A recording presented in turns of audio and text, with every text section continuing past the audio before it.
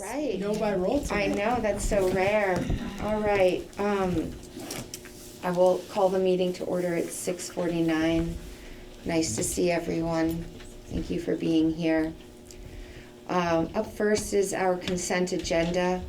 We have prior minutes from our May 1st meeting. We have a number of first and second reads on policies, and then there were a few, there was an informational piece. Any discussion on the consent agenda? Questions? I'll make a motion then to accept the consent agenda. All in favor? Aye. Okay. Lynn, any need to reprioritize the flow of the meeting? No. Okay, perfect. That brings us to our recognition of visitors and public comment. Hi, folks, nice to see you. How are you? Did you want to speak to the board? You said yes, Jim? Yes. Okay, yeah, absolutely, please. Good evening. Jared Valancourt from Berkshire. Last fall, the Director for the Advancement of Educational Equity, Michelle Irish, reminded the district of its guiding beliefs around inclusive holidays, traditions, and celebrations. She indicated in part, specific holiday celebrations are not the best way to be culturally responsive, trauma-informed, or economically equitable. Celebrations and holiday activities can be stressful, can cause excitement, anxiety, grief, or isolation. Celebrating what most students celebrate can be isolating for those who do not. In a similar fashion, the Vermont Principals Association, when commenting on Mid-Vermont Christian School, stated in part, Mid-Vermont Christian School has every right to teach its beliefs to its own students. It cannot, however, impose those beliefs on students from other public and private schools. I remind you of these statements because our children are inundated with displays, flags, and decorations promoting and celebrating sexual identities and sexual lifestyles throughout the year. I anticipate that this month we will see more decorations like pride ribbons and lanyards worn by educators displaying their allyship towards this ideology. I also remind you that it has been a year since staff at Berkshire Elementary took the responsibility of initiating and promoting the Gender Sexualities Alliance, or GSA Club, to children in multiple classrooms. Staff then told the children that even their parents haven't been notified because it's a very sensitive topic. Secrecy builds mistrust, and if even one child takes away the message that their parents should not be trusted, it's one child too many. There has since been an assortment of flyers posted in Berkshire Elementary and other schools. Some explain that the GSA Club is an accepting space that affirms people's right to discern and express their sexual and gender identity on their own terms. I remind you that this is targeted to children. Other flyers have been posted from Outright Vermont, the state's largest LGBTQ activist organization. One of their flyers solicits for volunteers, where you can join a community that believes in the power of queer joy and glitter, and volunteers will have a gay old time. These flyers and others have been posted in hallways that contain the preschool and kindergarten classrooms. They are normalizing these beliefs to impressionable children who have neither the emotional nor mental maturity to understand what they are being exposed to, and their innocence is being compromised. In the spirit of the comments from the Vermont Principals Association, you cannot impose beliefs on other people's children. So my question is, why are you not applying the same standards to celebrating Pride that you do towards Halloween or Christmas? Pride Month can be stressful and isolating to the children and families who do not recognize and celebrate it. And those who do not support this ideology are increasingly marginalized. Thank you.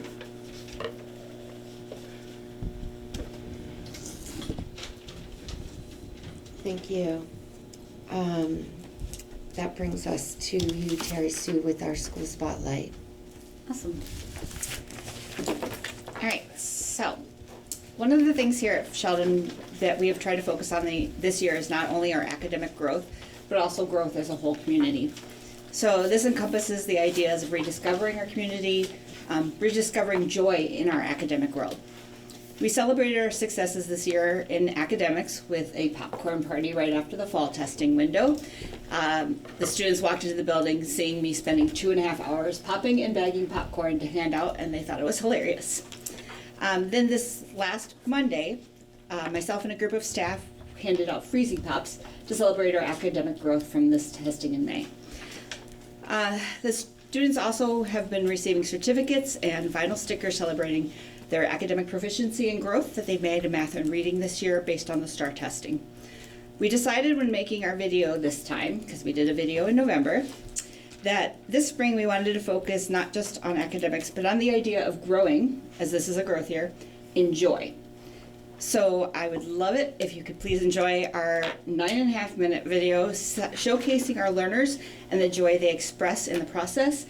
And the music underneath the video is some of the music at our 2 May concerts provided by Chris Comstock this year. So I hope you enjoy it. So there should be sound. There should definitely be sound. Okay. Is that gonna work?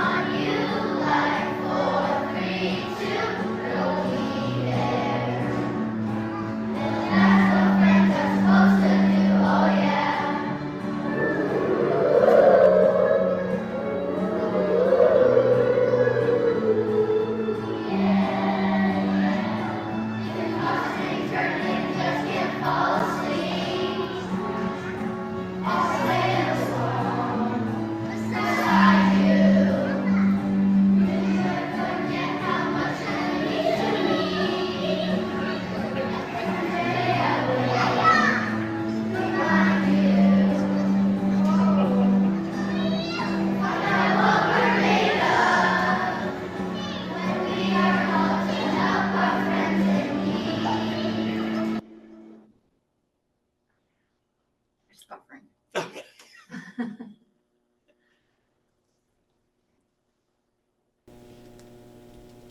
We need Jeopardy music. We just got weak signal. Sorry. This room has the strongest signal. What are you talking about? That's not gonna work either, I just looked.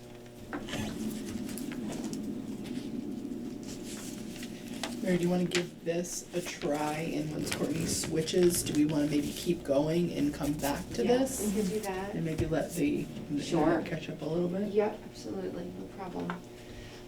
So that would bring us to Morgan for our financial report. And I have a pretty light agenda for you tonight.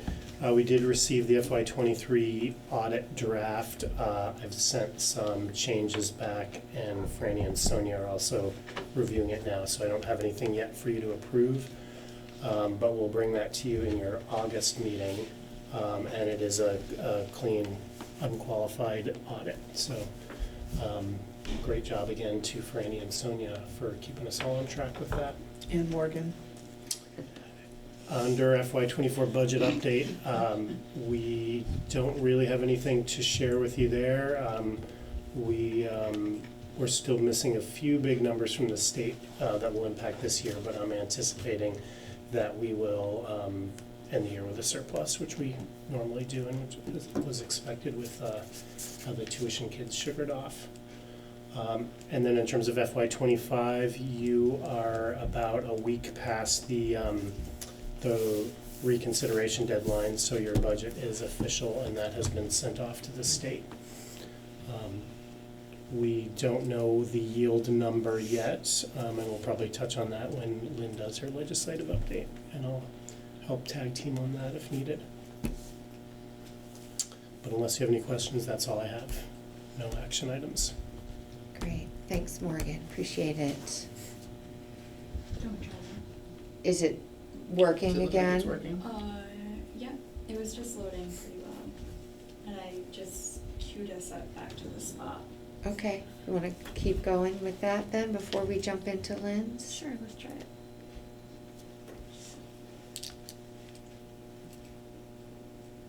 Oh, well, I should probably share the screen, not just for my own viewing. Sorry.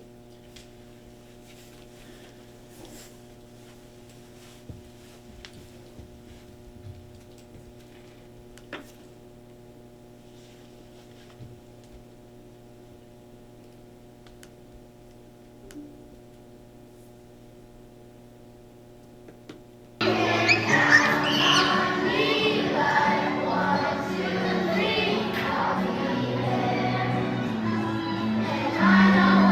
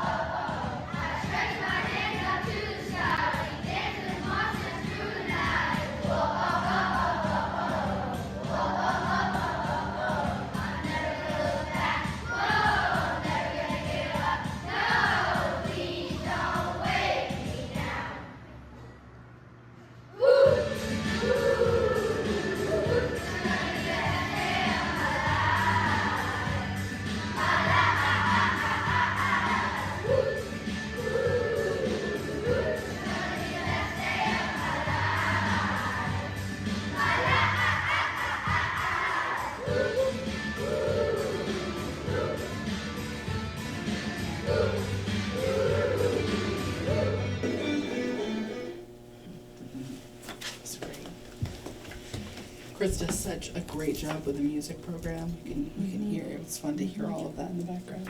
It's a good middle school band. Yeah. Oh, Yeah, they're- they're very That wasn't even the best song, it was just the one I had actually, before my phone died, recorded that night. It's very I've learned my lesson, charge my phone before concert. Yeah. Thank you for that, Tracy. Yeah. It was so sweet. Thank you. Thank you. All right, so Lynn, that brings us to your report. Okay, so I'll start with personnel. I'll start under, nothing has changed since the board packet went to you. So we'll ask the board to approve the following. Berkshire Elementary, Erin Paquette, who you'll notice is not here tonight. We'll go over that in our, under the board business section. She's resigned because we have hired her to be the next assistant principal at Berkshire Elementary School. Amy Swanson, middle school ELA, Abigail McLaughlin Dubois, elementary teacher, and Ellen Stanley, math interventionist for Berkshire. Here in Sheldon, Andrew Cook, middle school literacy interventionist, Sean McElwain, moving to grade 5 teacher, Whitney Wright, moving to the school counselor position. So I'd ask the board to make a motion to approve those. I'll make that motion. Thank you, Emily. All in favor? Aye. Resignations, Berkshire Elementary, Kelly Hyde, middle school math interventionist, Brendan Corey, middle school social studies, Andre Morin, middle school ELA, and Stephen Adams, school counselor. I would ask the board to make a motion on those. I'll make that motion. Thank you. All in favor? Aye. There are others in your report that are they're support staff, so you don't need to take action on those. Mary, do you want me to go over the open positions, or? I think it would be helpful for folks, Okay. especially as we head into the summer season. Okay. So at Bakersfield Elementary, we have a para-educator position. We also have a pre-K para-educator position, a PE and health teacher combo, middle school math and science, middle school ELA, and middle school global citizenship.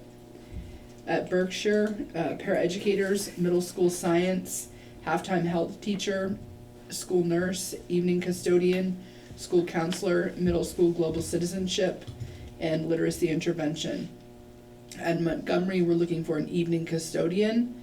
At Sheldon, we're still looking for the technology support specialist. Maybe we're closer. Maybe. Yes, Paraeducators, BT paraeducator, middle school math interventionist, and a library media specialist. I think some of those have been offered. I'm not sure if they've signed. Yep, the library did. Okay, so, We've also offered for the global ELA. okay. Signed? Yep. Oh, has she signed yet? No. Okay. So, just saying, it's out there. Yeah. Where their principals are moving on these, and these are moving pretty rapidly every day. It should be noted also at Berkshire, we actually have just recently gotten signed for middle school science and guidance as well. Perfect. Okay. So the next up, under personnel, is a request from Rhoda McClure, principal at Bakersfield. As you know, that Rhoda is moving on from Bakersfield this year. She has earned 30 days of unused vacation time. She's requesting that the board compensate her for those days. Payment would be reflective of whatever the number is that is remaining after June 30th. So at the end of the school year, we would take a look and pay her for that time.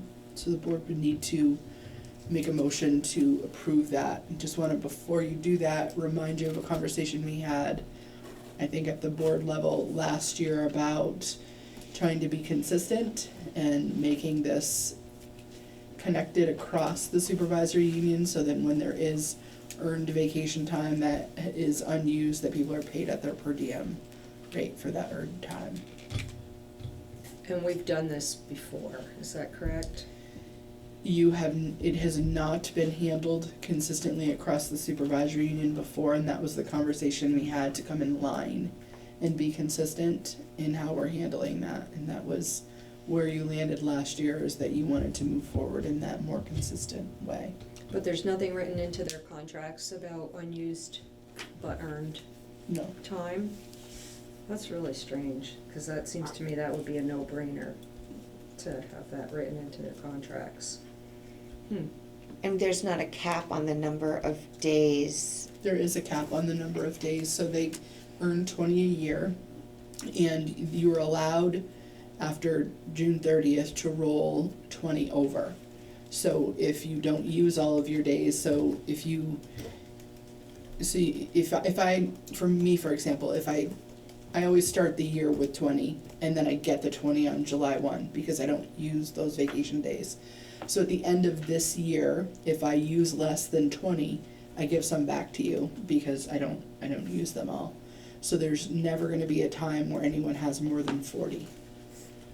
And what was the consistency that was decided upon? That it would be per diem, because that's Okay, how we've okay. handled it with some of the full year employees under the support staff agreement, and it's how it has been handled in the ER district. And we did reach out after this came up. I think Mary and I had this conversation in a board chair superintendent meeting. We reached out for legal recommendations on this, and what they said is pick a way you're gonna do it and be consistent with how you're doing it. So that's where that conversation had landed. After that was, we can't have us treating different employees differently. So to summarize, there's 30 days left. You're saying per diem versus full pay for, It would be her per diem versus saying, what has sometimes happened is you've said, we're gonna give this many dollars per day, rather than saying, we'll calculate out what the per diem rate is that the person earns. So what I'm asking is for us to be consistent, because this is earned time that they have just not used, that we pay them at their per diem rate. So it would be what they would make on a typical workday. And in the example that you said earlier, it would never be more than 40 Correct. days. Correct. Okay. Any more discussion from the board? And you need a motion on this, Yes. Lynn? Well, I'll make the motion to accept that request. All in favor? Aye. And just to clarify, at the per diem. Yeah, so you might wanna, can I make a suggestion on the motion, that you make a motion to approve paying Rhoda Yeah. her, Yeah, I'll be for more her unused specific, so days I'll make after. another motion to approve Rhoda's request for her unused vacation time, the amount of 30 days at her per diem. Better? Okay. Or the number of days that remain after June 30th. After June So she 30th. uses some between now and then. Right. Okay, all in favor Aye. of version 2? Great, Thank you. absolutely. So, the next piece under personnel, I wanna talk about, the staffing model. So, in particular, I wanna talk about the nursing staffing model that we have. So just before COVID, we made a shift, in how we had previously staffed our schools with nurses. So for a long time, we had nurses that were shared between schools. For a while, those nurses were shared between Berkshire and Montgomery. And on the days that the person was in Montgomery, the administrative assistant and myself, when I was the principal, would fulfill those nursing duties, and vice versa when that would happen. There was a part-time person in Bakersfield for a long time that wasn't assigned to another school. When acute needs rose in Berkshire, Berkshire moved to a full-time nursing model.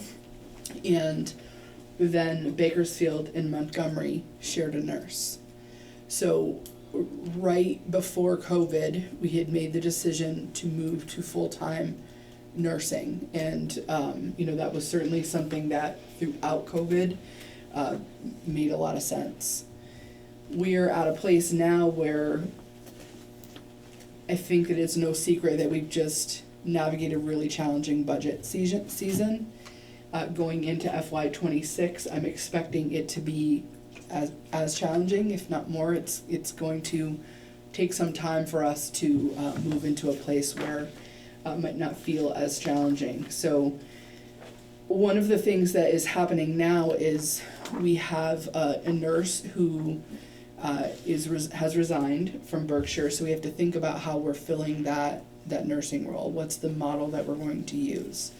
So I try to look at whenever there's turnover, look at, you know, what's the model we have currently, what's the model that we need in terms of making sure that we're adequately staffed. When it comes to nursing, the education quality standards, those are kind of the rules that govern us in our schools, that's one of the positions where they actually have a recommended ratio of 1 registered nurse or associate nurse per 500 students in the EQS. So right now in FNESU we have about 2,000 students, so we have 8 RNs. So in theory, for EQS, we should have 4 RNs. I'm not recommending that we cut down to 4 RNs. Our nurses are incredibly important in the work that we're doing. At the same time, we have some pretty small schools on this side in this district, and I think that this would be wise for us while we have this opportunity through attrition to examine, does it make sense for us to continue to have this same model of nursing, or could we consider looking at the 3 smaller schools and come up with a plan by looking at what are the acute care needs in those 3 smaller schools, and determining whether or not we could have 2 RNs and 1 full-time assistant, whether that is someone who nurses have the ability to delegate to people, like they used to delegate to me, like they used to delegate to Sandy, or the administrative assistants. So we would either look at hiring an LPN or hiring someone that would have like advanced first aid in CPR, so it would be more than what we used to have. It wouldn't be that it would be delegated just to people who are in the building. There'd be somebody that could work in the school when the nurse is at the other school. So I guess I'm asking the board to give me some direction on this, because it is an opportunity where if we have to look at our staffing model moving forward, right now we have an opportunity that wouldn't require us to eliminate a position that impacts a person, because you have this opportunity now with a nurse resigning to relook at the model and how we deliver our nursing. And there's, before you go into your discussion, there's one other thing I just want to say about the ed quality standards. So every year when I bring you that annual snapshot from the Agency of Education, you have staffing as one of the measures that you get feedback on. And under nursing, we never meet the target. Because you can either not meet the target because you don't have enough, or you can not meet the target because you have too much. And in our case, we're way over the ratio because we employ full-time RNs in all of our buildings, so we're way over that ratio target, and that's why they indicate on that part of our snapshot that we're not meeting the target. Does that make sense? So can I make a statement, ask a question, and then make a recommendation? So my statement is, thank you for trying to be creative with staffing because of the budgetary situation that we just faced and we probably will face in the future.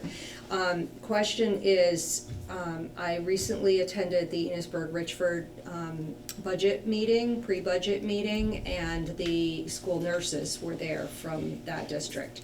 And they had a question about the EQS, the standards. And someone from your office was going to reach out to the AOE to get an answer. Has that answer been provided? It was the question, and I'm gonna have to The question was about the whether it 1 was per legal. 500, and the nurses were of the opinion that they were not reading it that way. They were reading it by building, like there had to be somebody in the building for coverage for the time that that school was in operation. It wasn't one for 500 across the district. So I did follow up with the person that asked Okay. the question. It is not required that you have one full-time RN per building. There are other schools in the system that have a model where you might have a nurse for 2 days a week, or 4 half days a week, or 3 days a week. So I know that it is not required to have full-time nursing. We never had full-time Right. nursing here before either. I think that the part that they were getting tripped up on, and this is the piece, and I will admit I have not followed up on this part of it, is there's something about a medical assistant that it is easier for them to delegate to someone who doesn't have some other licensure, if it's an MA or an LPN. That's why I've said it flexibly, because I would make sure that we were following what that expectation was. I know that they can delegate because they delegate every time they're absent. And they've always delegated when we've had those part-time nursing models. So it might just mean that we hire someone under the support staff contract. So there is someone that has some level of training. Obviously, it's not the same as having a nurse, but we all work together. So if something happened in one school, so say the split was Bakersfield and Montgomery, I don't know how the split will come out. We'll have to look at the acute care. But if the nurse is in Montgomery and something happens at Bakersfield, there would be a call between those two, or, you know, the nearest nurse could also head where something is happening. So I know it doesn't feel good whenever we have conversations like this, but we have to be prepared that as we look at our staffing levels, we've got to be prepared to examine all of them and say, like, is this the right level? Is this the right decision? Because all of these things add up to what we spend to educate our kids, and that, as you all know, is getting scrutinized more and more each year. So I was present for the discussion that we had, and I think it was in this very room pre-COVID, about going full-time nursing. And we had a really robust discussion, and at the time, I was actually leaning towards, why do we need that? And at that meeting, I got convinced why we need full-time nursing in each building.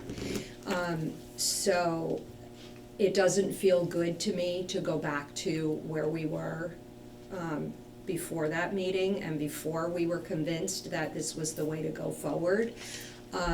Would we do the same thing with a behavioral interventionist? I don't know. Would we do the same thing with some other type of a teacher? I'm not sure if we would.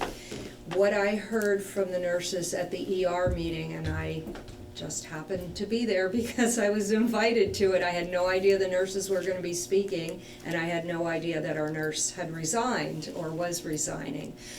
What I heard loud and clear is that the nurses do not feel comfortable delegating because it's their medical license, and their medical license is the one that's going to be affected if a poor decision is made by somebody else that they are supervising, and they, in this case, would be supervising that person remotely, either by phone, or they might be on the way in the car, and something happens during that time. So my recommendation is that we do not change the nursing model at this point and post the job for Berkshire. I want to clarify one piece of that, Lisa, because that was part of what I followed up with one of the Okay. nurses about, is that it is, what I took away from that is it is easier for them to delegate to someone who doesn't hold another license, like to delegate to the administrative assistant or to the principal, or if it were a support staff member. It is true that they have to do the delegation training and they have to sign off.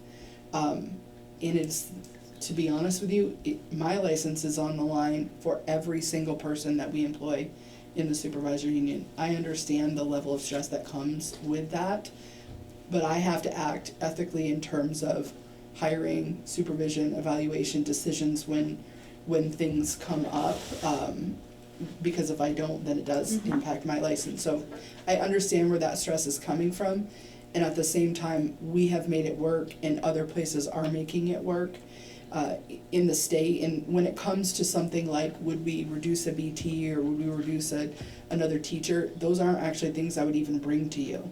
Those would be things that we would look at and we would say, we need this, or we don't need this anymore, where we might not fill something because we have fewer students or something like this. But I want to bring this to you because this was a decision and discussion that happened at the board level when you changed your model.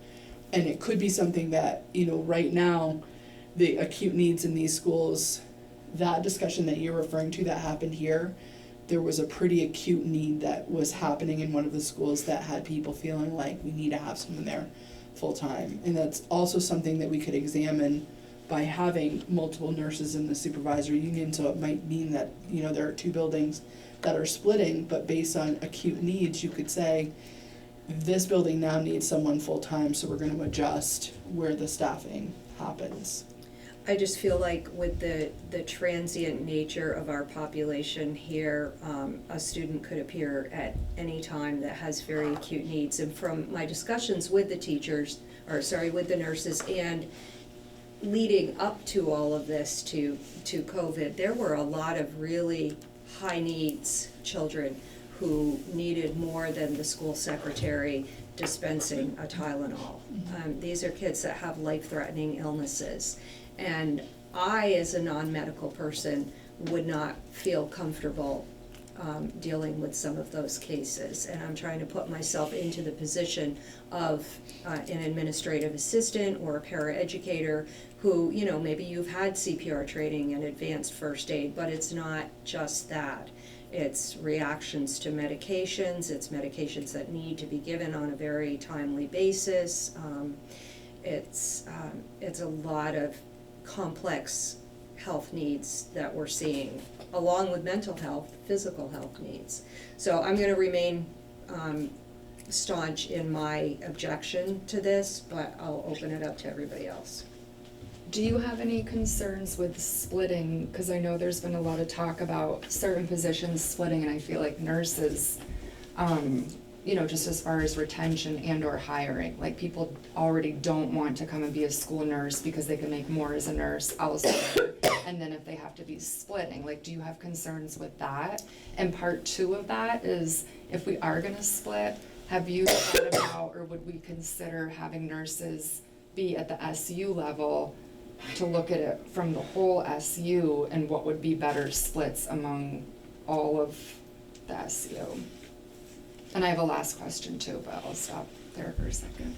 So the question is happening on the other side of the district as well, because there's a nurse retiring on that side.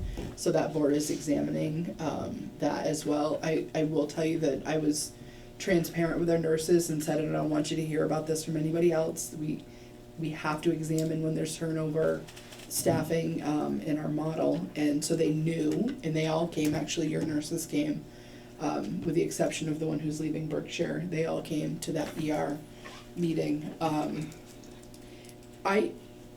Yes, I think that there will be some people that don't want to split. And at the same time, I think that we have been able to fill our school nurse positions in the past, and I know that they can make more working at the hospital, and at the same time, this allows a kind of schedule that you can't get in the medical field, especially when people get to the time where they want to raise their children. And I've seen people want it for the schedule that their kids have, and I've also seen people who want it and then also work on the side as a per diem nurse and do quite well over vacations and during the summers as well. So yes, I mean, I think that there is a possibility that it might be harder to fill a part-time position. But we could revisit the conversation if we get stuck, is the other piece. So if we get into a difficult budget situation going forward in the future and we fill it right now, but then we decide then you're cutting an actual person. So that's why I'm having the conversation with you now, because through attrition, you have this opportunity to relook at your model without it impacting someone getting laid off. And do you think it would make sense to have the nurses be at the SU level, so then you could split among, or is that I like would not? love to have everybody at the SU level. I'd love to have a supervisory I district mean, instead especially of if an they're SU. traveling, again, I'm thinking Yeah. if you have someone that's in Montgomery having to go to, you know, Bakersfield or Sheldon versus Richford or Berkshire, you know, just the I geographics mean, of how far we spread we wouldn't are. tell someone that was in a closer town in another district that they couldn't go. We would work that part out, but. Or like the ability, if you are trying to do things more remotely, so say the, you know, or the LPN or whatever is in Bakersfield for the day, and there was like a real need, and you could then deploy like Enosburg in a crunch. I mean, again, maybe that's getting a little bit too much, but. There are more and more things, Kat, that we're finding as we're trying to get more and more creative because, you know from your work with the budget, we're trying to do a lot of things with not the same level of resources that other places in the state have. So you have to be really creative with the resources that we do have. So there have been some positions that we've pulled into the SU because that gives us the ability to be more efficient with those positions. I really have to think about that idea with nurses, but certainly if we were, if you think about Maple Run, they're not a supervisory union, they're a district. Missisquoi is a district, they're not a supervisory union, so they all work for one employer. So you can look at it from that highest elevation. Where we are right now is we have to look at it at kind of the higher elevation, but not the highest, because we have to look at it in these two districts. But we didn't choose to fully merge when Act 46 happened, so it does make it a little more complicated.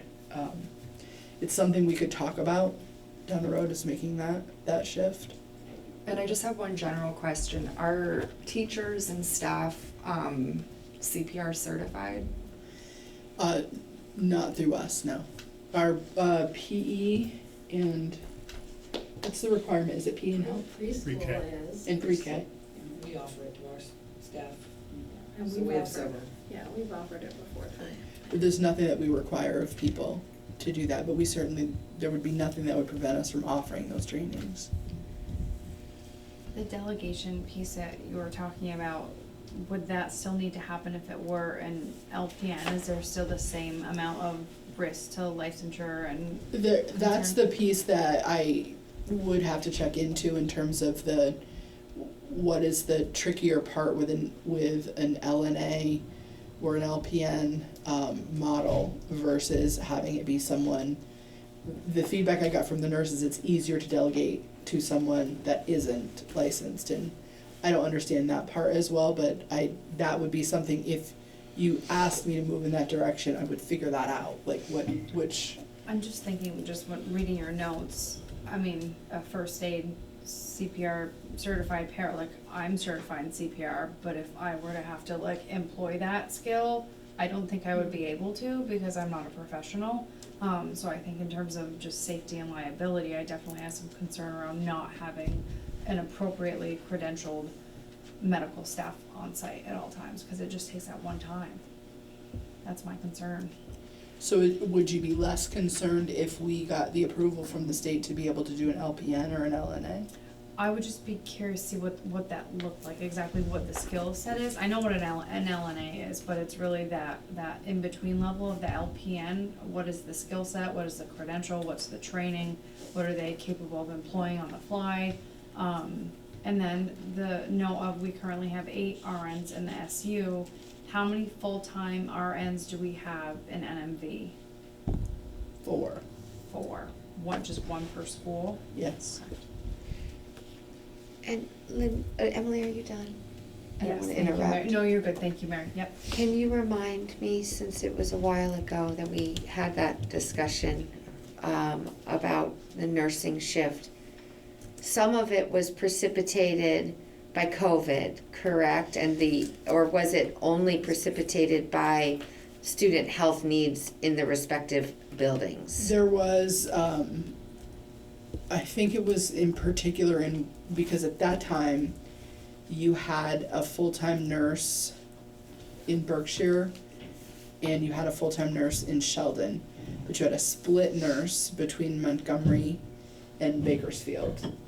and there was a pretty significant need that came up, and that does happen sometimes in our school communities, where the need required care daily, multiple times a day. And I think that is what triggered the crowd to come and say, because of this need, we need someone who's gonna be there every day.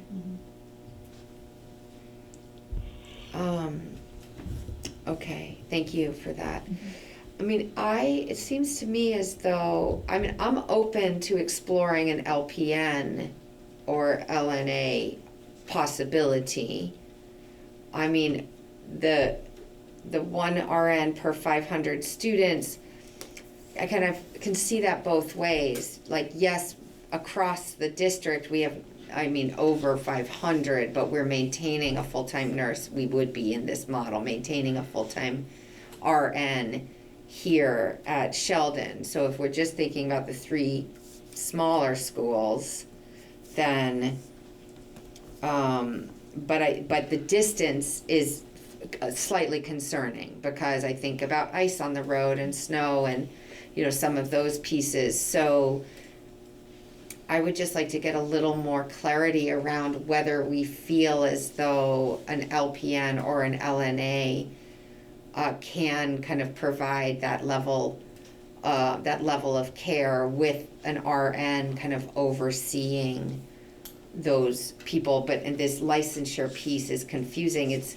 confusing to me why a nurse and an RN's license would be more at risk with a not as qualified, but like, you know, qualified LPN or LNA, as opposed to a lay person with some first aid training. I mean, that would seem like the more risky scenario to me. But so I'm a little perplexed by that. That happens all the time. That happens when you have nurses that are out a week. It's your principal and your administrative assistants who are covering, and Yeah. they all, every year, your nurses train you in terms of like your medication administration, and, you know, if you have seizure precautions, or, you know, if you have kiddos that have diabetes or things like that. Yeah. Asthma, allergies. Yeah. And in general, do we feel as though with an LPN or an LNA, if we don't have a full-time nurse in each school, it varies according to the students each year, right, as to whether, I guess I would want to, if we shift the nursing model, I'd want to make sure that were we to have a student or students present who had more intensive medical needs, that then we have the level of care that student needs in the building, and that we could be supple in that way as far as a shift in staffing. I think that, you know, if you made a shift this way, you could be fluid with the 3 schools. Because Sheldon is growing, and they're quite large, a lot larger than your other schools. I think with the 3 smaller schools, you would have the ability to say, what I said to the nurses is, I would want you to be a part of, by district, examining what are the acute needs in each of those 3 buildings, to determine, you know, where would it make sense for us to put a full-time person, and where does it make sense to split.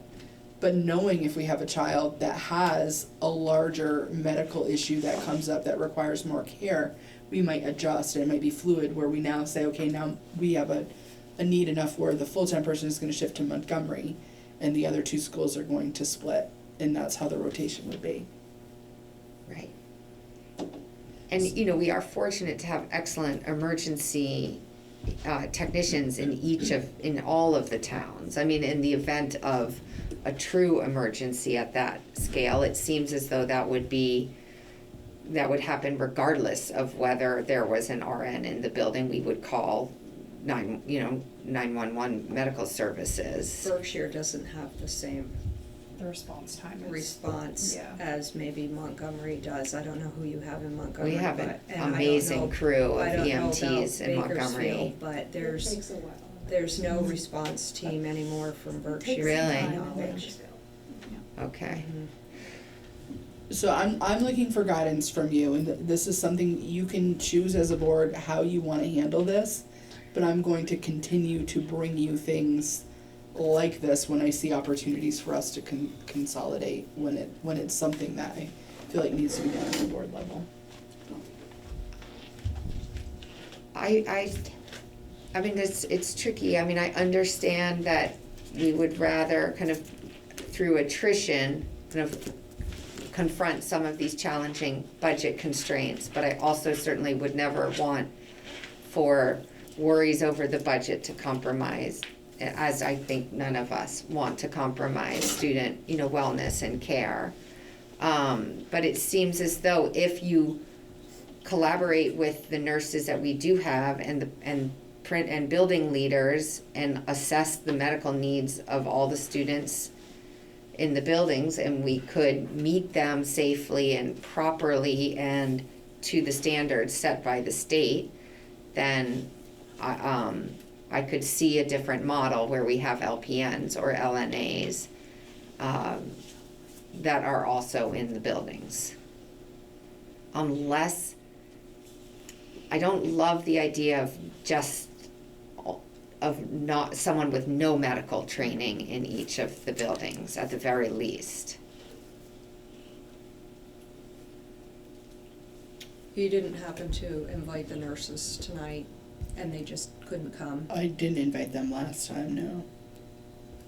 I think it would be really important for board members to speak to your nurse at your school to get their opinion on this, because I really heard overwhelmingly some concerning comments. Whether they will come to fruition or not, I don't know. I don't have a crystal ball knowing which students are gonna come here and which won't, or who the people are that we would hire to take an RN's place when they are not there. I'm definitely open to looking at the information and making a responsible decision. I think I have concerns about the LNA piece, just knowing that the education hours, it varies significantly from an LPN, and then of course you have an RN. I'm not opposed to talking about an LPN, but I also feel like if we're looking to fine tune the budget, I would rather kind of look elsewhere. And we do have a budget, right? So couldn't we just offer a one-year position to fill that Berkshire? Just like we do with a teacher? You could just fill it in general. Actually, it would be a one-year position because it's after June 1st anyway. And it would be probationary, so you could always do it that way. And maybe we all need to get better educated on what this actually would mean if we had to go forward with a different model. Is this is not a hobby that our kids are being taught or a lifestyle. This is life and death with a medical professional. So that's why I want to be really sure about what we're doing here.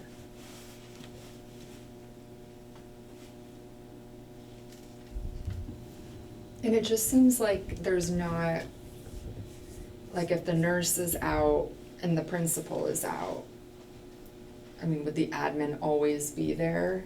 And I mean, I guess I keep hearing about like if there's a student who has that acute need for care, I mean, and I'm not saying that, their teachers need to become nurses, but I mean, are they at least being brought in?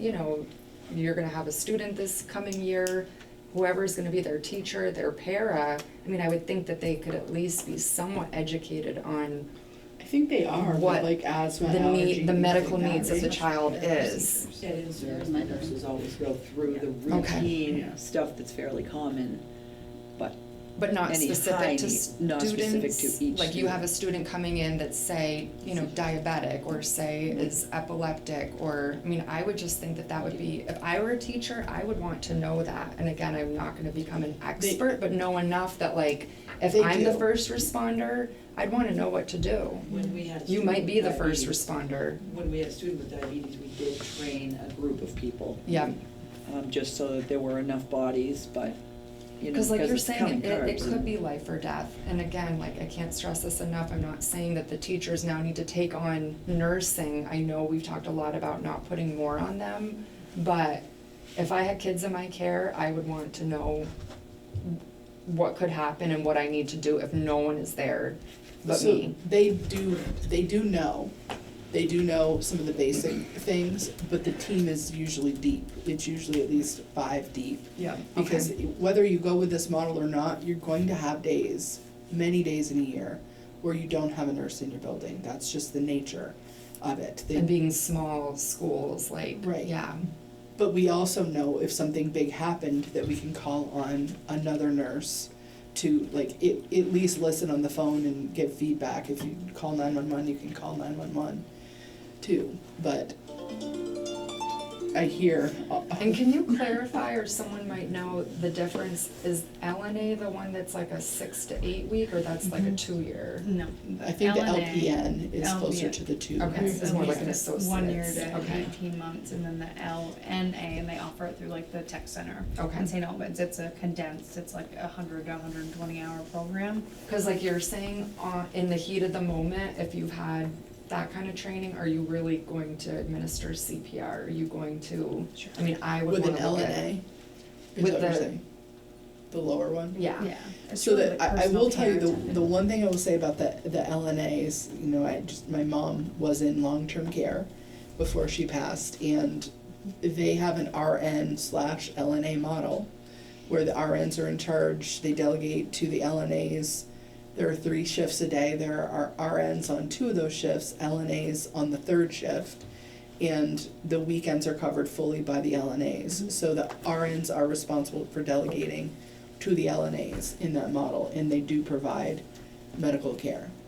So I don't wanna try to persuade you one way or another, but you have to think about these things as we move forward. So you could tell me to just go ahead and fill the RN position and we will move forward with filling it, or you can tell me to hold and come back in August with more information about the LPN piece.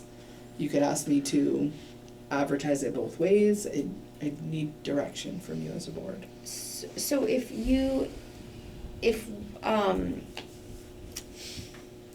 in Montgomery and in Bakersfield, we currently have a full-time nurse. And it's the Berkshire nurse who is resigning. Correct. But we're not necessarily saying that if we shifted a model, you're suggesting that Berkshire, because of the size, would need the full-time? No. I'm saying I would work with the nurses to look at the student population in all 3 of those schools to try to out if there are more acute needs in one school rather than the other, because I don't think it's about the number of students. I think it's about the type of care that's Of required by the course. students in that school. Right. And I would look at the greatest need being the one that has the full-time, and then the 2 with less need would split. Yeah, and years ago, Sandy, correct me if I'm wrong, Rachel Hardy worked part-time in Montgomery and part-time in Berkshire, correct? Correct. Until we needed, and that model seemed to work pretty well until it didn't, and we had high student medical needs that necessitated. Was that meeting that we had in Yes. Montgomery? Okay. Yes. Okay. And we shifted accordingly, and it's then persisted.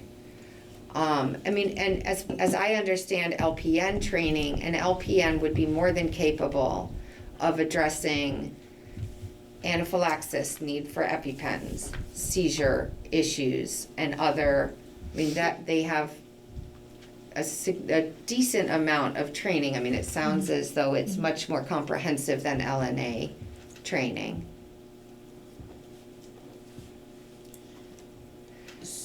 So, yeah, I mean, I see both sides. I'm a little torn myself. I'm open to exploring, as long as if we come up with another model, we are really ensuring and hearing from our nurses that they feel, I mean, it's kind of like going to the source, because I think no one understands the medical situation as well as they do. So I will tell you, they do not want to do this. They want a full-time RN in each of the buildings. No one wants to be the nurse that gets split between two schools. And what do you think is their driving reason? I mean, do they truly feel like it will impact the integrity of their ability to? I can't speak to what I think their driving is. I think when you are in a situation, you look at, like, that's your normal. This is what you do every single day. It's difficult sometimes to imagine how you could do that differently, especially if you've never worked in a model like that or seen a model like that.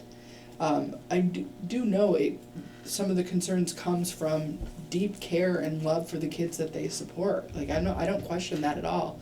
I love these nurses. I think they're fantastic.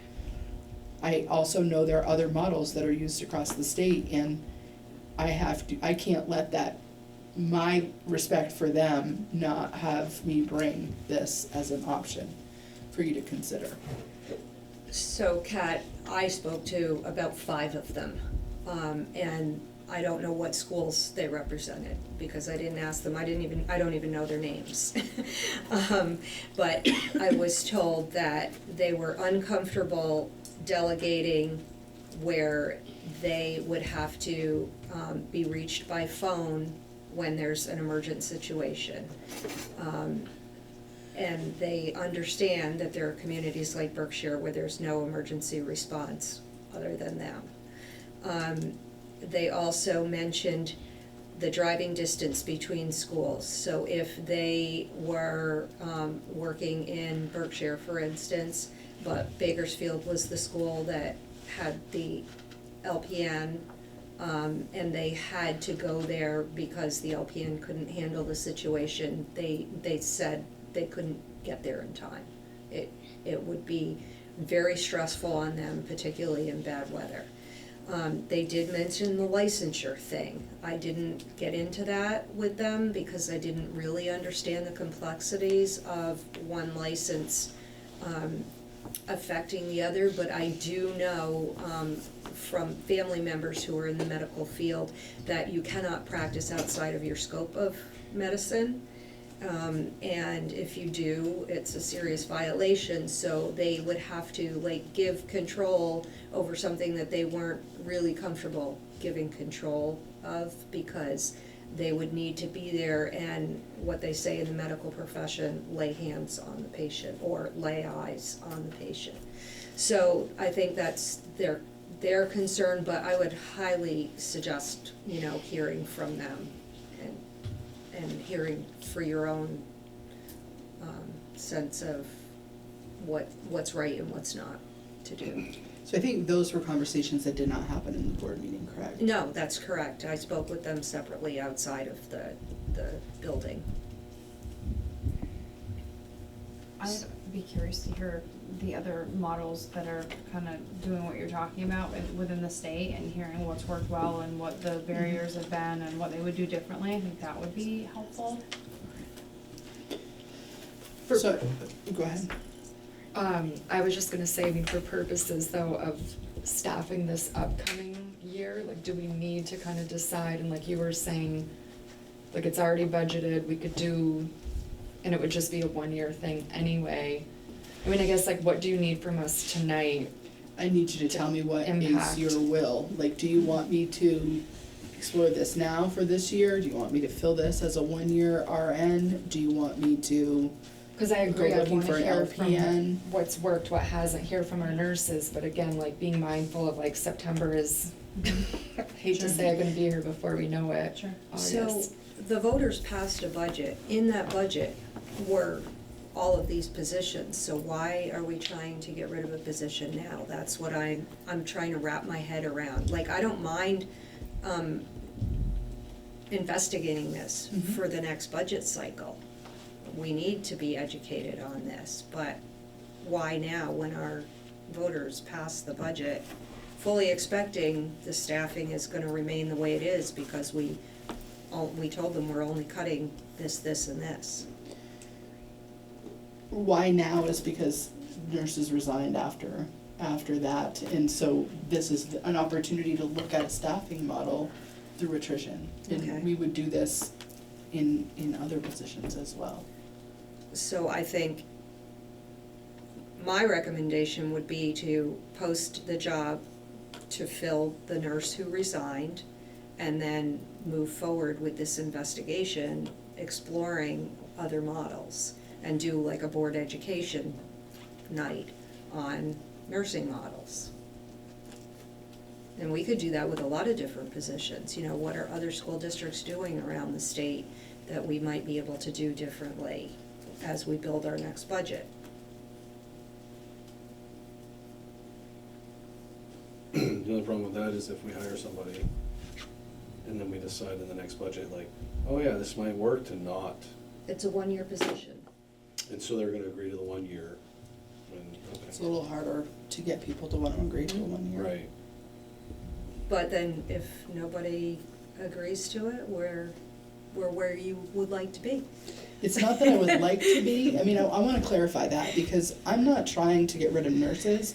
I'm trying to be responsible in saying to you, we need to be critical of all the decisions that we're making about staffing. Like, this isn't personal, this isn't about what I want. I just feel like we don't ever have this discussion about other positions. So that's why I'm wondering why this Because it came to the resignation board has. last time. Do you know what I mean? Yeah, Like, you and shifted the we made model as a really, board. we made a really informed decision, I think. And that's the other thing, I don't like going back and saying, why did we do that? Did we do it wrong? When I think what we have is working well. I'm just trying to like open everybody's eyes to, we went through this, we made a really informed decision. And if we're gonna do this, we probably should do it with all of the discretionary positions. If the EQS says you have one paraeducator for X number of students, maybe we should look at all of that. So Morgan and I actually are looking at staffing models across the state, but those good. I'm only bringing this one position to you because you as a board made this decision based on a circumstance that you had at that time. And I'm bringing this here because that was a direction you chose to go as a board, to go with the full-time nursing model. And I did not want to pull that away without this at least being conversation at the board level. I think you're remembering more than I am, and I apologize for that, because I don't remember it being around one specific position, or one specific student, or one specific incident. I distinctly recall the discussion being, we need to have a nurse full-time in each building, and we had a really robust discussion about why. It didn't come from us, it came from parent advocacy, is how I remember. There Please was help me. two, because there Yeah, was I the don't one in Montgomery, I think that spurred There it, was and then one at budget here. season, we were here, and it's Yes, what Lisa's that's the talking one about, I but I was think that at. the Montgomery specific incident was kind of the catalyst to the overarching budget discussion that Thank same you for year. that, because I did not attend the Montgomery one, so all I remember was when we had the big budget discussion here, that we should move forward because students' needs are getting more and more complex. So I hate fighting for something and then going back and saying, well, that wasn't really worth fighting for anyway, let's go back to the old way. When I think we really talked about it a lot. I don't know. No, and I totally agree with that, but I also think so much has changed. That was right before COVID, then we went through COVID, now the budget thing, which I appreciate, like you're saying, you want to bring, each time we have an opportunity to examine and re-examine things, we need to be. And I agree with looking at all the other positions, which I know you did kind of the specials audit, which this is obviously not on the nursing topic, but are we also gonna revisit that heading into next budget? Cause was that an audit on all the specials or just the music one? I can't even No, it was all, remember. it was all on the NMV side. We certainly can, Kat, and it's something superintendents across the state are grappling with, is looking at ratios and looking at like staffing models, so.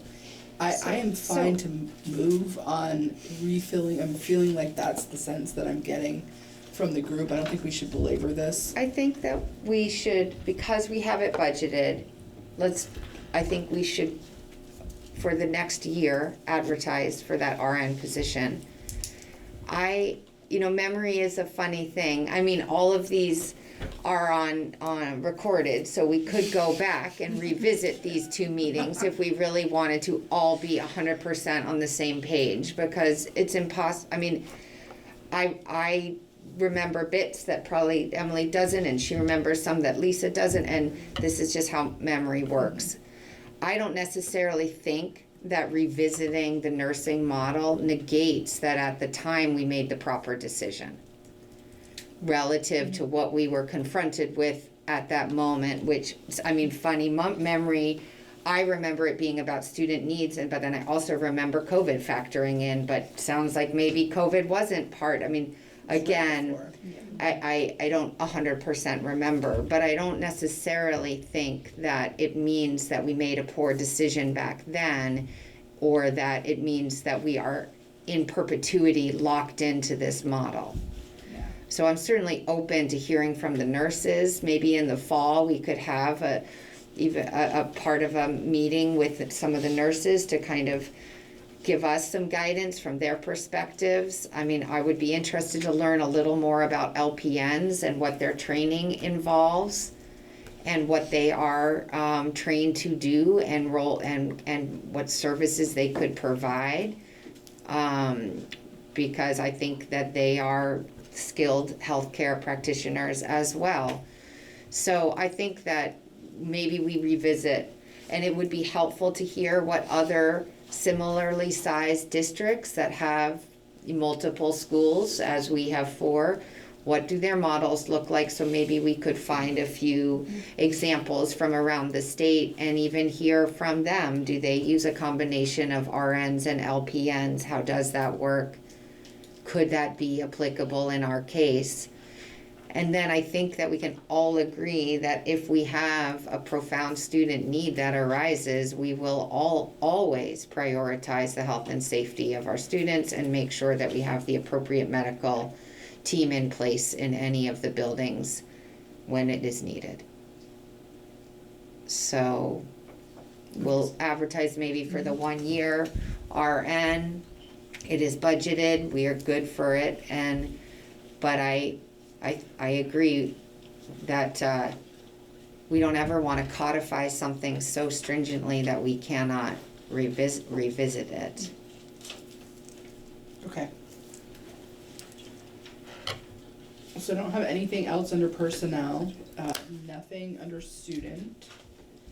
So the last thing, and I don't believe I asked for this in May, but I'm gonna ask the board to grant me the authority to hire over the summer, so we can get these positions filled. I will make that motion for you to hire over the summer. All in favor? Aye. So, Morgan thought I was going to have him weigh in, but I'm actually gonna give him pretty much all of this. The legislative session has concluded. There is, I think you have a veto session that's scheduled for the week after next, that Monday and Tuesday, is that correct? 17th and 18th, yes. So I'm gonna have, one of the things that is out there is the yields bill. And that's pretty important to us, even though you have an approved budget, how that's gonna impact the actual tax rates that people see on their bills will be impacted by where that yield bill lands. So I'm gonna turn it over to Morgan to try to talk about where we think, whether we think that'll be vetoed or signed, and then what happens from there. Sure, and before we do that, I'll knock out a couple of easier ones. The PCB testing pause did not get out of the legislature. That doesn't directly impact any of the NMV schools because we'd already gone through the initial stages of identifying PCBs. It will indirectly affect you as other schools identify PCBs in their buildings because there's no additional funding for it. That will eventually come out of their general fund, which comes out of the education fund, which is paid by all of us through property tax as a state. So that's not a lot of great news there. There was a school construction bill that was signed by the governor, no money for construction, a study committee that is gonna look at that some more. One bright spot that came out of that is they relaxed some of the rules around bidding construction projects. We have to jump through a lot of hoops to get even one bidder to bid when we're doing projects like this. And so, happy to talk after about the details of that, but it should make bidding go a little smoother. One bill that has not been signed yet, but is on the governor's desk, is what's called the BOCES bill, which we, if it is signed, will have to take some action at some point in the next year, I believe. What it allows is several supervisory unions or supervisory districts to get together and basically form another supervisory union level above them, and then they could jointly contract for, you know, special ed services, transportation. There are a few things that they could do. I don't see it being particularly useful for us. We've seen it not work in the past around early education, but we will at least have to consider it at a future board meeting. One of the things that I think has potential is the idea of, there's so few mental health services in the state, the idea of regional BOCES having some agreements about creating alternative programs and things for students who have really intensive needs. I think it's useful, the legislation. I think for us, we're a little bit ahead of it because we've already done it ourselves and are finding it to be much more economical to do it the way that we're doing it. It doesn't mean that there isn't a need for a higher level than what we can offer, because there definitely is. And if we could figure out as a region through this BOCES how we could do something like this and do it by, you know, putting our resources together to build something like that, that could be useful. And then lastly, the yield bill has been passed by the House and the Senate. It has not been sent to the governor yet. It is expected that he will veto it. That'll probably get sent, I'm guessing, on Friday or Monday of this week, which will mean that his clock for vetoing it ends right before the veto session starts. Why is he gonna veto it? Why is it anticipated that he'll veto it? I will speculate on some of the reasons. He's been pretty clear in his messaging that he doesn't like it, and so I think it would be a surprise if he didn't veto it.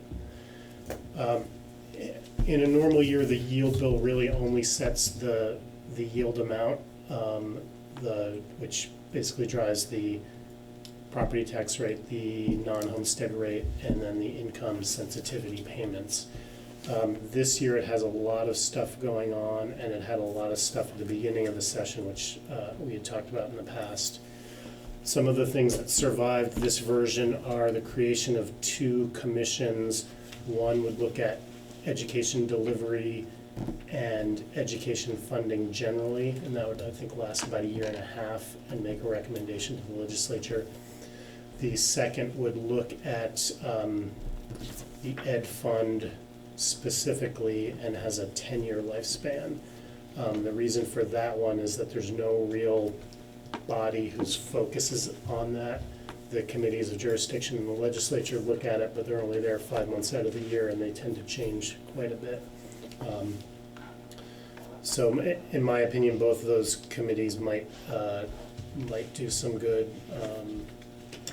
There was a lot of back and forth on the membership of the first committee, the one that's looking at public education. The Republicans and the Senate in general seem to want it to be just legislators, and the House Dems wanted it to be a much broader group. The broader group is what's currently in the bill. I think that's one of the things that he doesn't like, the governor doesn't like in the bill. As I said, it sets the yield rates. The yield rate listed in this version is 98.93. which is higher than what we started out with in December. It's a little bit lower than what we anticipated going forward for round 2 of the budget votes. My sense is that if it does get vetoed, that number will still come up, and it'll still be politically important to get it over 10,000 for a lot of people who will be moving whatever the next yield bill is. How many budgets are still pending? We think it's somewhere between 9 and a dozen. Yeah. There were 5 that passed yesterday, Yesterday. so there's some good momentum there. The yield bill creates 2 additional revenue streams to help drive down property taxes. One is what's called an Airbnb surcharge, so it's a small surcharge on those types of rentals. There is also a change to the sales tax. There's always been an exemption for what's called the cloud software, and that exemption was withdrawn in this version. And so both of those are raising some additional revenue, which allows the yield to go up and property taxes to go down a little bit. There was a change to how the CLA is calculated and presented. I've talked about this in the past, and we'll go into it in more detail once we get into budget season. The short story is that it will drive down the yield and drive up most CLAs. So it will be a net wash in terms of the tax rate, but it will look like the CLA is impacting it less and budget votes are impacting it more. Change to the ballot language, going back to the language that requires us to put a per pupil ed spending number in, and then the amount that has increased or decreased from the prior year. This is something that was suspended, I think, initially during COVID and then during the Act 127 transition. I talked about the Ed Fund Committee.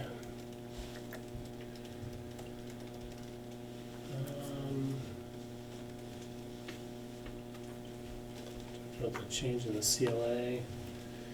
I'm not sure if it's in this bill, but the tax department has at least committed to giving out some initial CLA figures with their December 1st letter.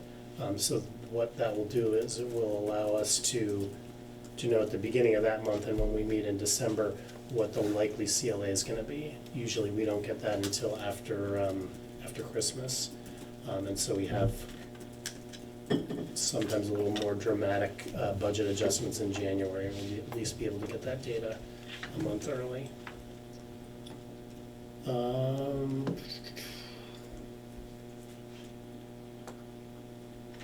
I think the only other thing of any import in here is the return to the excess spending threshold. This has never impacted us directly, but in the past, if you spent more than 121% of the average per pupil spending, your tax rates would be a little bit higher than what they normally would be, and that would help drive up the yield and bring down everyone's taxes. So it's basically trying to penalize the 10 or the 15 districts that were spending the most in the state. That has come back with a slightly lower percentage.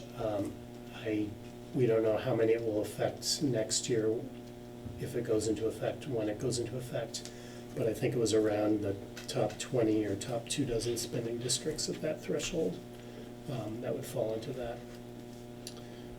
It's one of the few things I think that have helped in the past to keep increases in spending down. Well, I believe that is it. We don't really know if the legislature has the votes to override a veto or not, and if they don't, what the next version of this would look like. They would only have a couple of days to get it through and back to the governor, and then they would have to, I assume they would have to schedule another veto session. If a yield bill is not passed, it reverts to the yield figure for this year, which is so high that it would push most districts down to that $1 floor, and it would not raise enough money and basically would bankrupt the ed fund. And so we're kind of hoping that that's not an actual option for them, but we will see in the coming weeks. So Morgan, I just wanna thank you for that, cause it's a 41-page bill that nobody else probably wants to read. But I do wanna more thoroughly answer the question about why would the governor veto this? Obviously, he understands that it's really important to have a yield bill. But the expectation was, we've known since December, since the December 1 letter, that property taxes were gonna be high, right? Everybody got that message. And the hope was that the legislature, the committees of jurisdiction that actually deal with property taxes, would come up with a better funding formula than what we have, because what we have now is very difficult to understand and even more difficult to explain to people. And that didn't happen, and the committees just basically did nothing on this until the very end, and put in 2 items that Morgan mentioned that raised taxes. And our governor just is not in favor of raising taxes. He would rather see a more comprehensive solution to funding school education better. And we know that we're adversely affected by other districts spending out of control. It hits us all in the pocketbook. And it's gonna keep happening if we don't have some structural change. So I think if he vetoes the bill, he doesn't just want, it's because he doesn't just want, oh, let's come up with another tax to hit people with in their pocketbooks, instead of addressing the fundamental need to change the funding system. So that's my 2 cents on that. My guess is that it probably will get vetoed, but I do know that people are working on it right now. And throughout this session, there were several decent suggestions to put into this bill. And our organizations, the Vermont Superintendents, the Vermont Business Managers Association, the Vermont School Boards Association, the Vermont Principals Association, they adamantly did not like any of them. And ultimately, that's why none of the funding solutions ended up in a bill, because they could not be agreed on.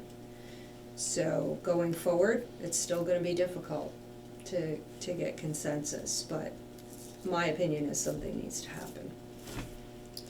So. I have one thing I want to say about that, Lisa. I do think that I hear what you're saying about, fundamentally something needs to change. We have a system that is too complex. There's a lot of things that are getting put in that system off the top before we even start getting into what's happening with our education system. I think that one thing I will just put a little different spin on, that there was a change to the education funding system, and they spent years studying it, and there was an unintended consequence with what they did. They did not foreshadow that would happen in terms of people being able to add money in without it impacting them locally. So one of the things that they did do and spent a lot of time on was changing that tax rate cap. And that was something that I personally did not think that they would be able to turn around the way that they did, which provided us great relief. And in terms of not wanting to raise taxes, I think that one of the things we need to think about is if different revenue sources are found that might be taxes in one area, and at the same time that reduces taxes that taxpayers would have to pay on their property taxes related to school spending. So I think that no new taxes, people are spending more, and I think that the hope is that, and I would assume it's the governor's hope too, is that there would be some relief for the taxpayers in that. And that's what some of those additional revenues actually did, or were proposed to do. I think that in terms of our associations not agreeing to any of those, one thing I just want to say is that if we are not careful, we could come up with a solution if we do not study it and model it and make sure that we know how it's going to work. We could come up with a solution that doesn't actually make it better. I think that people are not opposed to there being a different solution. We just, from my vantage point, we want to make sure that it is not a hasty decision that actually puts us into a tougher place than we already are. Definitely, although there have been 32 studies so far done on education funding in the last dozen years or so. Right. I don't So- disagree with that. I just don't know if a decision right now to fix something. I don't think we're gonna come up with a decision Yeah. by the time the yield bill is due. Absolutely not. That ship sailed for 2024. It's gotta happen in the future now. Is there any information or news from the new Secretary of Education that he appointed? Like at last meeting, I think you said she had like sent you all like her plan for her first 90 days or whatever. So I just wondered, like, has she been active? Are we hearing anything from her, or? I've had the opportunity to meet with her a few times about a variety of things. I think that she is in a learning place. She's trying to, navigate probably one of the most complicated ed funding systems in the country. It might be the most complicated. I think her plan in her first 90 days is to really get a sense of to visit communities in Vermont and to try to get a sense of what people want and help to create a vision for public education in Vermont. I don't know if there's anything that you would add to that.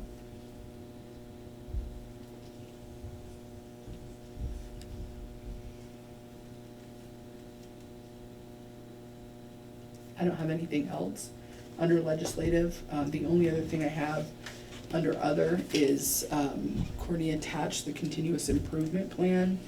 I don't know if you put it as a link or it was in there.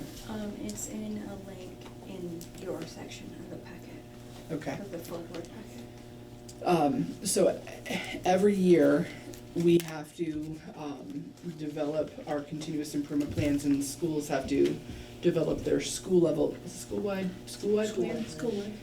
These acronyms change, it feels like every time I turn around. So we have an organizational continuous improvement plan, and then the school-wide plans that are developed are connected to that continuous improvement plan.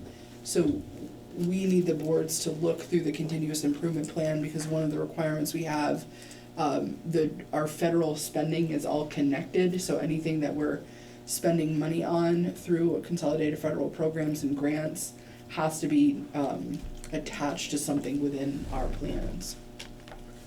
So that is the SU one that you were sent. The individual school plans are not in there because they're not due until June 30th. Right. So they're still working on those.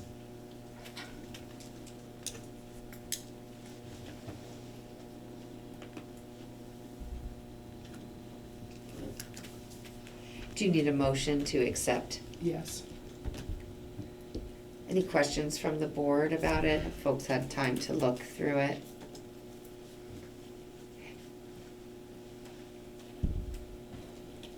I thought I had a question, but I didn't write it down, so couldn't have been that important. It's well elucidated, and it's clear that a lot of thought goes into developing these, and I appreciate that they're tied to the FNESU board goals. Being very deliberate about that being the focus of all Yeah, the work we're yeah, doing. it seems as though that is kind of centered in it, which is excellent. Does everyone feel comfortable with the time that I looking feel over? like I had a question about student outcomes. Is that in this continuous improvement plan, or is that somewhere else in the board report? Does anybody know? So the- Bakersfield, aren't the student outcomes, are you talking about the data? Not the full school. I think- They're not I think doing I that, so am. it's just that equity. That's It's just not that in equity. What's the word? The data piece We don't have the ones from the district. for the CIP? For the CIP, It was somewhere in our board report, because I remember clicking on it and looking at it a few days ago. You're talking about like the Star Math reading. I mean, there's results. academic achievement. There's a process, a data review process to Yeah. build this, but Mhm. I don't have access to that. No, it was in this board report, so I'm still It's in looking. this board report? Yeah, I'm still looking for whatever I saw, because I meant to ask a question about it. It's okay, I'll find it. Was it in the evaluation and revision section of this? No, we have to all evaluate our plans every year. No, I don't think so. It's okay, it'll You wanna come to me. email it if you can Yeah, get it? if I find it, I will email it, because I think it specifically had to do with data that was being reported. Data inventory is the word I was trying to come up with. And I don't know where it is, but it's all good. You're good, Lisa? Yeah, Okay. let's move on. All right, I'll make a motion then to accept the FNESU Continuous Improvement Plan. All in favor? Aye. Great, thank you. That's all I have. Thanks, Lynn. So that brings us to Rhoda. Anything you'd like to highlight from your board report, Rhoda? Let's see, I mean, I missed the memo to get the star data in, but I got it in for this board report. And just in looking at that data, one of the things that I in particular pulled up for our graph was the growth graphs. Because I know that there is significant work that Bakersfield still needs to do around getting kids to proficiency levels, but our growth this year, I've been happy with it. All kids have really took it seriously, at least after we had a long conversation in the middle of the year around that. And we saw some good growth from kids. But one of the things that stood out to me in the report is that we saw a lot of growth in that middle part of the year, and then we saw some dip off for some kids. And so that's concerning to me that they dipped back off a little bit. There was growth from fall to spring for most of our kids. But there was like significant growth to the middle of the year and then not so much to the end of the year. So just something for us to be thinking about and looking at. And teams have been looking at this data since it finished, but it did just finish, so they're still kind of digging into the STAR data and kind of figuring out the whys of those pieces. So it'll be continued work for them to do. The only other thing I was going to mention is our kids did go to the STEM fair in Richford, which was excellent. And we had 2 kids who won some prizes, and they were very happy with that. And they just were really excited about that fair that happened, and it was wonderful that Beth and her team put that on. Great, thanks, Rhoda. Gavin? So, whenever presenting this information, as I was putting this together as well, there was definitely, there were definitely some moments of, it was definitely some hard moments, because there were some hard truths that I feel that Berkshire Elementary does need to face. Regarding the academic proficiency, much like Rhoda, we did see some dip off at the end of the year, and there's a number of different conclusions that we can extrapolate from that. Probably the biggest ones that we saw, of course, were that averages on a whole did increase, so that did show increased proficiency in one aspect. However, the number of students testing at or at benchmark or above benchmark either remained stagnant, or even at times there was some regression, which does make sense when you take into account the fact that the target is going to be a moving target. So a student can still grow, just maybe not at the rate that we needed them to grow. I think the biggest thing is it's going to lay the groundwork for a lot of summer work. I think probably the biggest leverage point for us is continuing to strengthen our MTSS process, particularly at our upper grades. As of right now, our MTSS process is working very fluidly at the K2 level particularly. However, we need to close some gaps at the middle school level as well, which makes sense because once again, in middle school, you're gonna have more teachers, more moving pieces. So sometimes it's easier for that data to not be triangulated in the way that it would need to be. So we need to make sure that we're facilitating our PLCs and our intervention meetings to better be data-driven and to better identify data.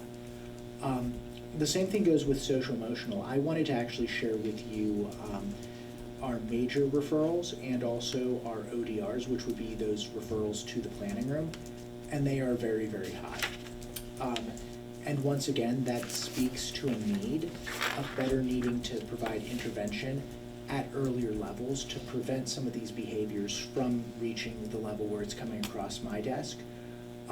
Also, there needs to be a shift in the culture, I think, and a better distinction between behaviors that might be non-compliant but don't necessarily necessitate removal from the classroom versus truly disruptive behaviors. And then finally, I had a very thought-provoking discussion the last time with some central, or with some district administration as well, about needing to sort of look at behaviors, and once again, thinking less in terms of consequences and punitive measures, and more in terms of intervention, and really looking at what the behaviors are communicating. And once again, a huge leverage point for that is going to be our MTSS process.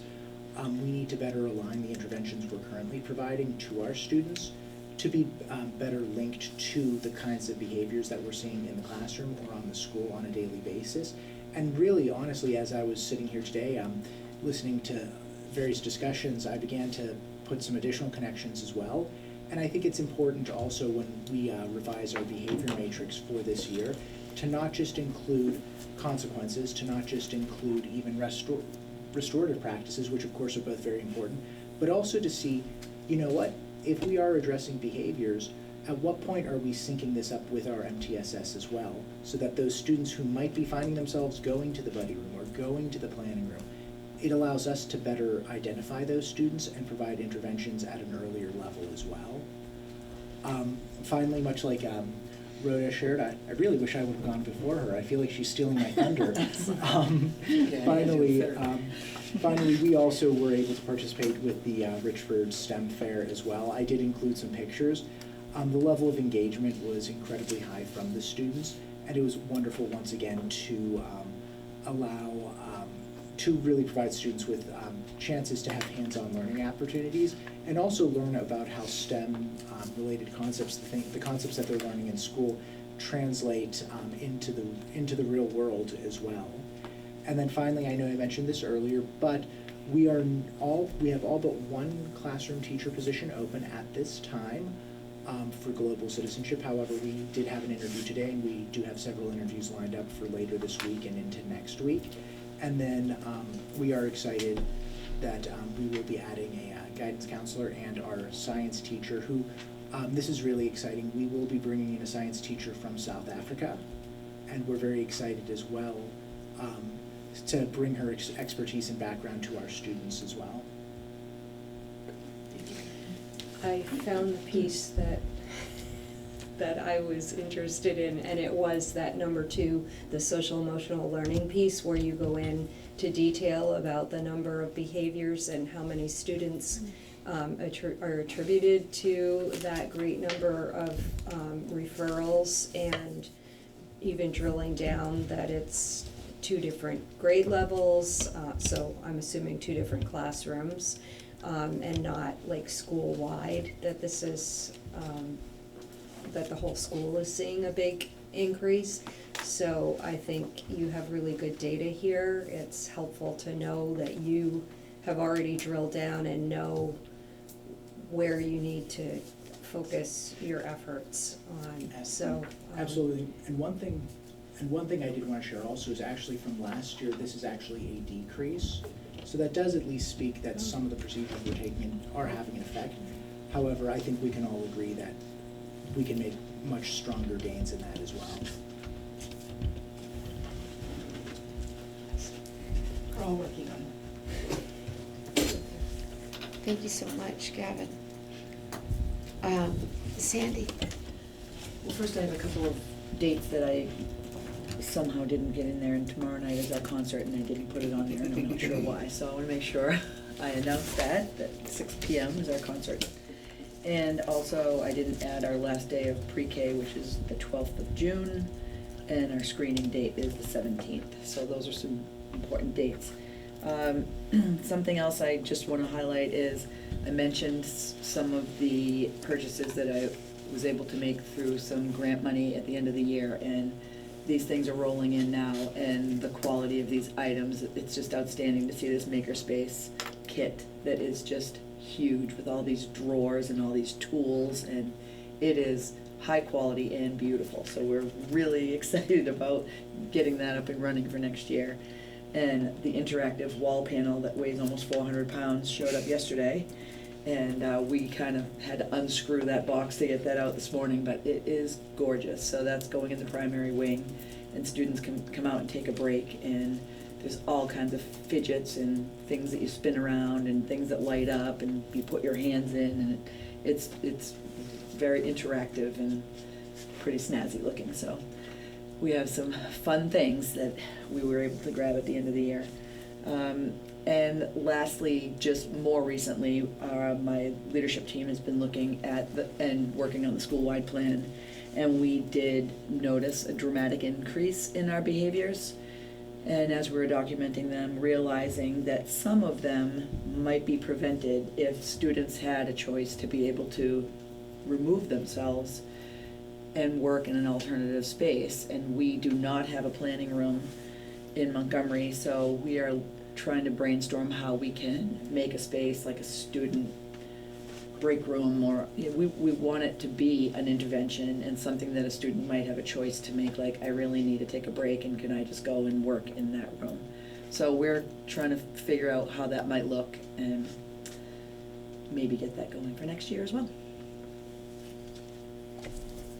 Great, thanks so much, Sandy, appreciate it. Terry Sue, anything you'd like to highlight? Yeah, so just quick one to fix the numbers on the star reading proficiency data I put in. It was before we had finished with one of our classes that I gave the numbers because of the due dates. But they actually, school-wide, we are actually at 47% proficient in reading, which is up significantly from the fall, which was, we started at 37 school-wide. But the most gains we had were in our third grade classrooms.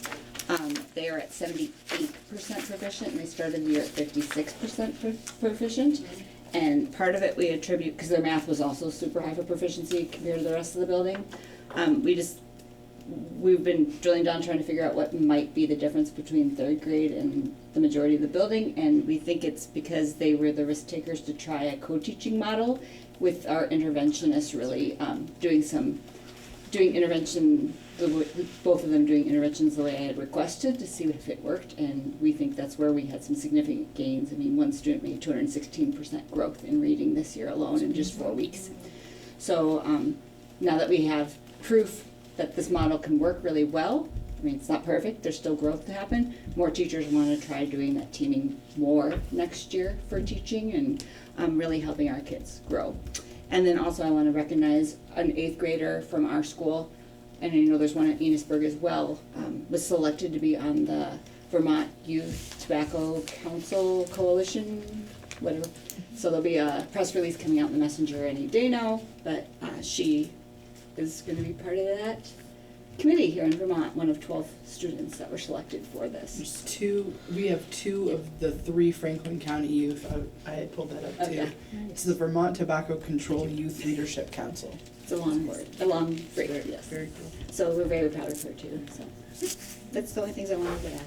I did forget to mention that the Frozen production started tonight, actually, at 6, and they will have another performance tomorrow night at 6, and there's a matinee at 1 tomorrow as well, so. Thank you. You got a preview of that when we had our meeting in Bakersfield. Oh, right. Wonderful. Well, thank you all so much. So moving on to board business, I just wanted to circle back to the absence of Erin Paquette on our board, and just really wanted to take a moment. Erin's been on the board for many years. I know we've all just thoroughly enjoyed working with her, and she's just incredibly insightful and really talented, and I'm excited that she's going to remain kind of part of our district and bring her many talents and incredible expertise to the assistant principal role at Berkshire. So we will still get to see her, I hope. And so I just wanted to make a kind of formal kind of put it out there into the community that people who are interested in filling that board seat, it would be great if they could reach out to me. And we will be filling that position for our August meeting. So my contact information is on the FNESU website. You're welcome to reach out to me via email. And how about we just say the email addresses? We typically say Courtney or the board chair, so it would be mary.niles, Niles, at fnesu.org, and Courtney Fletcher at FNESU, Courtney.Fletcher at FNESU.org. Perfect. Great. Any future agenda items that anyone would like to add at the moment? There's certainly plenty of time. We won't have, unless there's a need for a special meeting, we won't have a meeting in July. Our next meeting will be the first Wednesday of August. That's when we will be appointing another board member from Bakersfield, and then I know at some point we'll circle back to the nursing conversation, but that sounds like more for the fall. And I think, sorry, Unified Arts, we wanted to talk about that also. Isn't Erin on the SU board as well? Yeah, right. Oh, yeah. So that's Yeah. consideration. So I think Probably, we won't have another SU meeting until after your NMV August meeting. So you could, once you have a full board, because you'll be appointing someone that night, decide who will take Erin's spot on that SU She board. and I were supposed to alternate. I should keep my big mouth shut. But she and I we're gonna, I got off, she got on. It probably needs to be more formal, but just to put I mean, if you chose, you could choose to fill that tonight if you wanted to. yes, I mean, certainly, I mean, I wouldn't anticipate that the brand new board person Right. would be that was, yeah. stepping into that. It would make sense that it's someone with some experience already on the board. So Emily, I'm hearing from you that you would be interested in that, I committed to it. in that seat. Is there anyone else who has an interest? No one? I cannot because of time. I would miss too many meetings. Understood. Okay, so I'll nominate Emily for the open SU board seat. All in favor? Aye. Excellent, welcome aboard. Welcome back. Welcome back. Thank you. I'm honored. I have a question about committees. Is policy meeting next week? And will that be the last policy meeting for the school year? It should be the next week, you're right. I thought we were all. Yeah, I'm not sure because I don't think I went to the last one. You might have. I No, didn't. you didn't. I had either. hoped that you, Maybe I tuned in like for part of it. We might not need that policy. It is in the calendar. Okay. We'll send a message out once we determine whether or not we need that meeting. But it Okay. would be the last one of the school year. We normally have one in June, but not August. But There is a whatever policy policies we meeting would go through August? wouldn't even No. go to until August meeting anyway, so. Okay. Lisa, does that answer your question? Yes, it does, and I'll just look for a meeting invite if we're gonna have one, or a cancellation if we're not going to have one. Okay, perfect. I was just gonna say, our August NMV, will we be back, we'll start the cycle again, we'll be back at Bakersfield? Yes, In August? August 7th. Yes, this year I switched it because Gavin was new and I didn't want him to start off with the school spotlight, and it actually works next year that we'll have a new Bakersfield. So August there's no spotlight, so we'll go back to the normal Bakersfield starting. Okay, perfect. So at that meeting, Courtney, she did already prepare next year's calendar, but tonight was a little long. We'll go over that in the August meeting. All right, excellent. Anything further, folks? All right, well, before I end the meeting, I'll just wish everyone a really safe and fun summer.